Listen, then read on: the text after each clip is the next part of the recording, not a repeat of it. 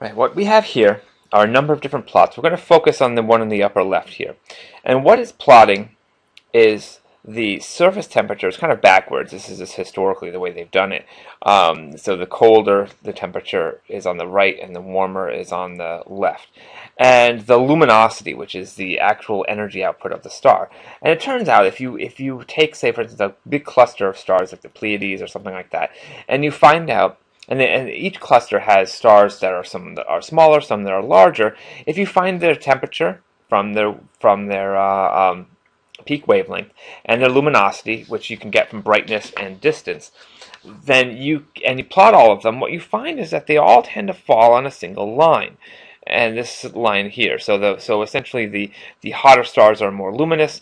The kind of cooler stars are less luminous as we go up. So if we knew kind of where on this line we were, we could actually know the size of the star, the mass, and other things like that. But what's important here is if we have a star, we can find out from the stellar models that the ones that are more luminous, essentially they're using up their fuel more rapidly. Those are the ones that die off first, and the ones that are less luminous die off later. So what happens if we were to watch that same cluster of stars from one time to the next, to the next, to the next, so point 3 to point 4? What we find is that this line essentially changes over time. Essentially, it peels off, and so essentially, the stars spend their bulk of their life on with this particular property, and then as they age, they move off of this line, and it peels off. And how far it's peeled off gives us an age of the star cluster. So the ages of stars can sometimes be given if you know essentially some of its properties, its mass, its radius, and so on. And a star cluster can be found its age by where on this line it's peeled off. So this is an older cluster. This is a newer cluster. So that's another way to determine the age of an object. All right, so now we want to deal with how old is the Earth itself. So again, we go back to our thing. We need something that changes in time, that leaves a mark, and that if we understand the process, we can infer the age of that. So this is what we do. We find that there are certain materials that are radioactive. And what radioactive means is that the materials just sitting there will change into other things and release energy. So essentially this uranium sitting here for a while will change into some of it into lead, and it'll release helium nuclei and electrons, and they'll fly off, and there's a little bit of energy. So essentially these things change. And depending on the material, so different types of uranium, different types of other things like thorium and so on, the rate of the change is different. So you can think of these as essentially clocks. So plutonium has kind of what's called a half-life of about 2 million years, 2.4 million years. And so essentially in 2.4 million years, about half, if you had a brick of plutonium-241, about half of it would be gone, and the rest of it would be turned into bismuth over that time period. We know these time constants, the time constants of the clocks, very, very accurately. We know them because we don't have to wait around for 2.5 million years to see the change. We can simply measure how many at any given moment, how many particles are flying off, and that rate we can extrapolate out to as far as we want to go. So we have an assortment of clocks that we might be able to use to date certain rocks. So here are different isotopes of things, and all an isotope is the same element. The element is determined by the number of protons. An isotope is the same element but with different numbers of neutrons, so it has a different atomic weight.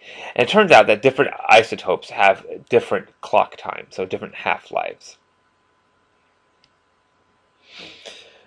So imagine the following. Let's say I have 256 kilograms of carbon-14, which we know turns into nitrogen-14, which is a gas and kind of goes away.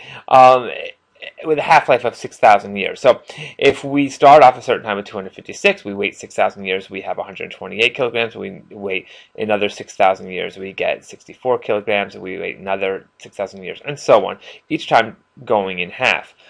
The difference, the residue, essentially gets converted to nitrogen 14, and generally we don't keep track of this, simply the result, because it's a gas in this case.